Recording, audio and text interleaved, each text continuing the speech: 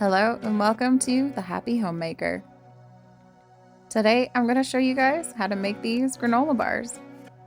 Here is the list of ingredients. Now let's get started. In a bowl, add in your oats.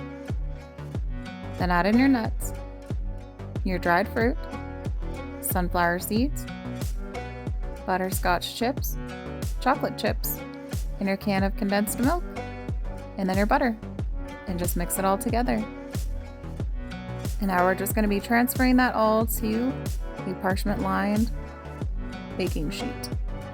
I'm using an 11 by 17 pan, and I'm just evenly spreading it out and pressing it in very well. Make sure to leave a little bit of a lip of parchment paper so that it can easily be removed from the pan and sliced. And that's what it looks like after it comes out of the oven. And I'm just going to be slicing this in thirds. Ta-da! Perfect granola bars that don't fall apart. Now I'm transferring them to the cooling rack to completely cool.